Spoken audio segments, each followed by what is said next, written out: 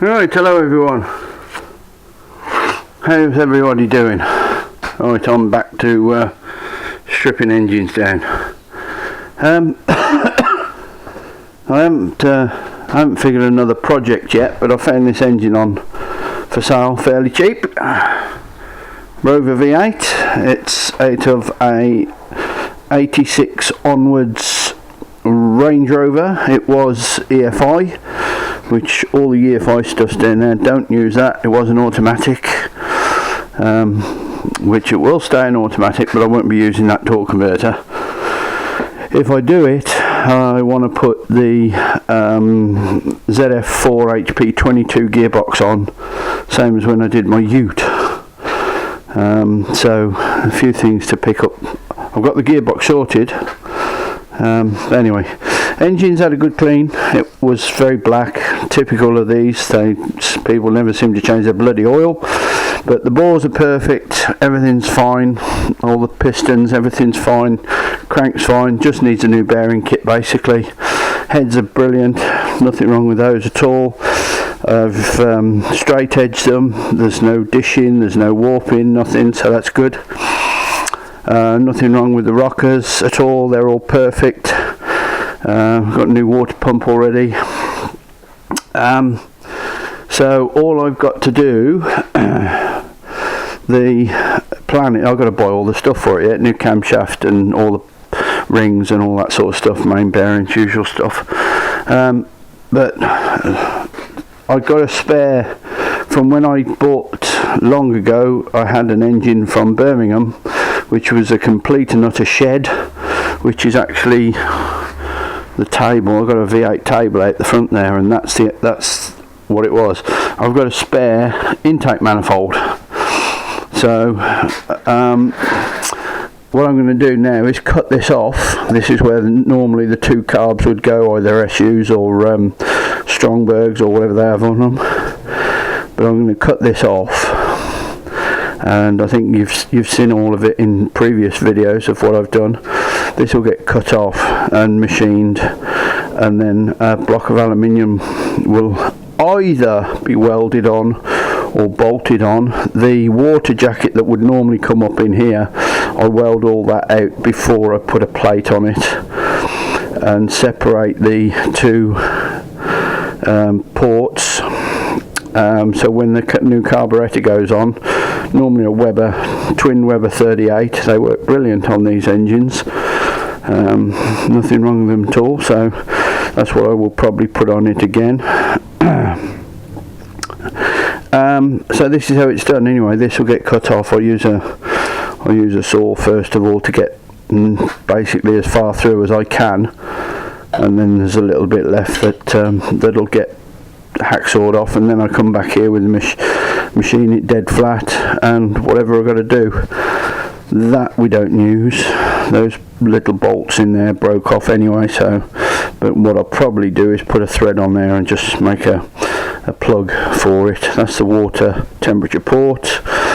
That's the air vacuum port for vacuum brakes. Probably won't, well, definitely won't use those. Those are the original linkages for pulling the two twin throttles, so might cut that off, help clean it all up. So anyway, that's what I'm doing. So I'll let you have another look, and still got to figure out excuse me, what I'm going to be doing with project wise. Like I say, all these are okay, they've had a good clean. I just want a bit more cleaning. Bit of gunk in the bottom ring grooves and stuff. And there's a few little tiny scratches on there, but nothing major. So my neighbour actually has got some brand new pistons, but I don't know where he's gone from. Well, he works at a Rover place, so Land Rover Revive. Anyway, I probably won't use them because they're different. They're slightly different, and it'll make them outbalance wrong. So anyway, don't need them, so it doesn't matter. Okay, anyway, that's it for now. I'll speak to you another time. Cheers. See you soon. Right, hello again everyone. Okay, twin 38 Weber, same one I put on my Jeep with the Rover V8 in, and the Australian pickup with the Rover V8 in.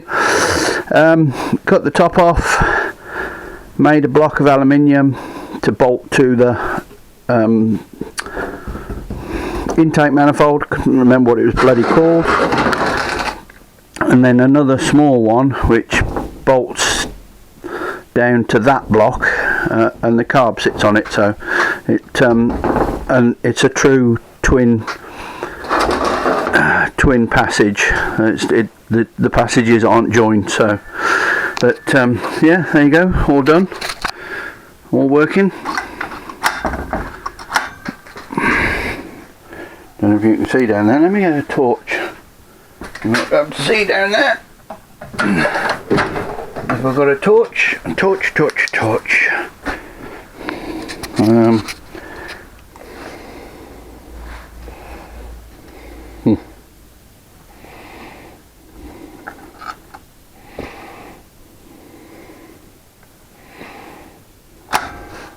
All good? Yep, works perfect. Right, so next thing to do is I've got to order all the stuff for putting the engine back together, and then just one small thing left. I've got to find a project to put it in. Okay, cheers all, see you later. Right, hello everyone, just doing a bit of measuring. According to the book, the outside diameter maximum is 89.9 maximum outside. So I've measured it with a pin gauge, and I've set this, and it's measuring in at 88.87. So it's well within spec. So I've set my bore gauge to check each one. So we'll come to the bottom of the bore.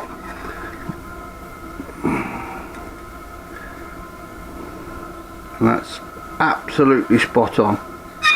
The same, middle of the bore, same, very top of the bore I expect it to be. Oh god, 0.01 of a millimetre. That's number 1 cylinder. Let's try number 3. That's a tiny bit under spec. Yep. Middle of the bore, same, tiny bit under. On the top, smack on.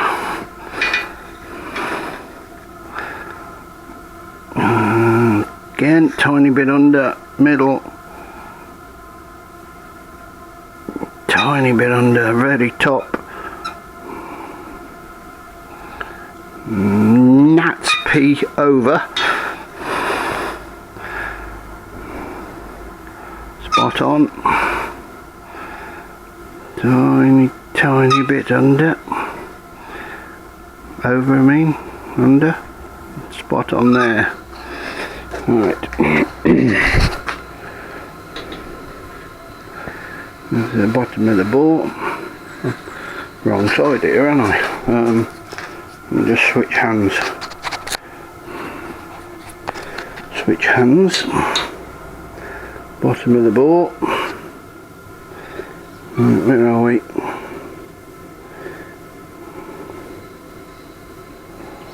Perfect. Perfect. Right at the top. That's actually perfect. Now, bottom.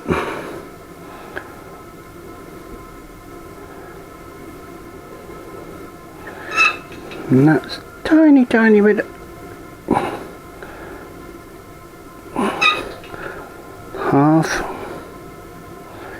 and that's spot on.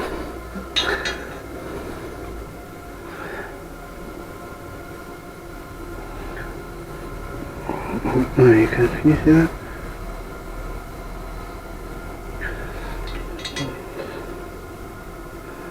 A little bit underside.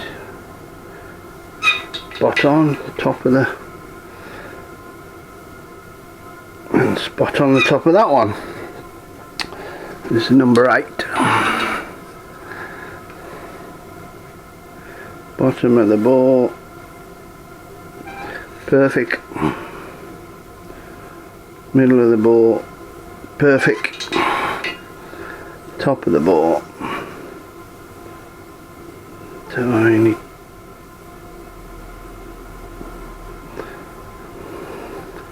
Half over. So absolutely perfect. All round. Jolly spiff. Right. I'll measure a piston. See if I can get this in shot. Where can we go? Let me just put this on 4.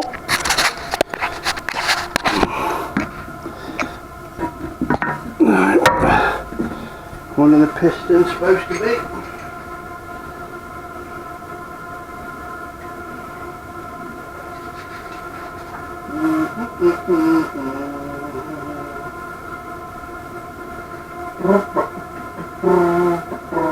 Maximum top load 88. So we'll come here.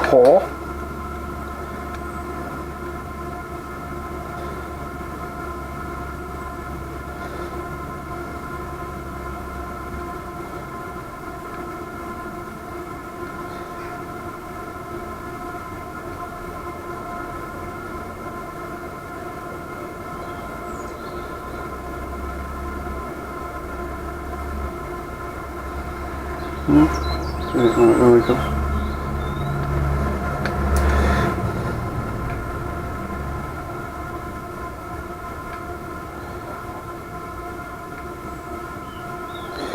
Okay, 86,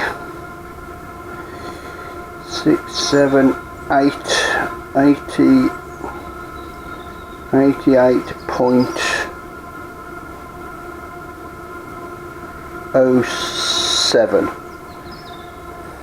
Yep, so they're not even worn at all. Not even close to worn. Right, that's perfect. I'll check the bores, not the bores, the crank, and see how we get on with that. But I don't expect any difference. So, right, cheers for now, and we'll see you in a bit. I'm still waiting for me parts to come. So, cheers. Right, crank's in, all new bearings, everything turns nicely, nice and smooth. So we've now got to put the pistons, I'll get it right in a minute. They were all numbered before they came out, and I've matched all the rings to each bore so that they're perfect to each bore, because every set of rings, I never ever trust that they just come straight out of the factory and they're perfect. So matched everyone to each bore. So right, so that's the next job. I'll get them in and I'll see you in a bit. Cheers for now. Right, hello again. Right, most of the block back together. Painted it with silver high temperature paint, so it shouldn't have a problem. And the bottom is done with black. Just I'm going to put the intake on now. All good. Here we go. Compressions are good. What I've got to do now is stick some oil in it, or more oil, and then I've got a little tool that I can prime the system with a drill and make sure we're getting oil all over the place. So cheers for now, I'll see you in a bit. Right, welcome back again. Right, there it is, all together. I haven't got the distributor in yet because I need to prime it, and I can't prime it because I haven't got an oil filter, so I have to wait for a little bit. But I like to prime the oil pump and everything and get oil around the engine before I do anything. But anyway, it's all together, so great, lovely jubbly. No idea what I'm going to do with it. No idea at all yet. There you go. Something might come up or whatever. But anyway, got the flywheel. Put the flywheel on and that. But anyway, there we go for now. Cheers everybody, and I'll let you know what I'm going to do with it.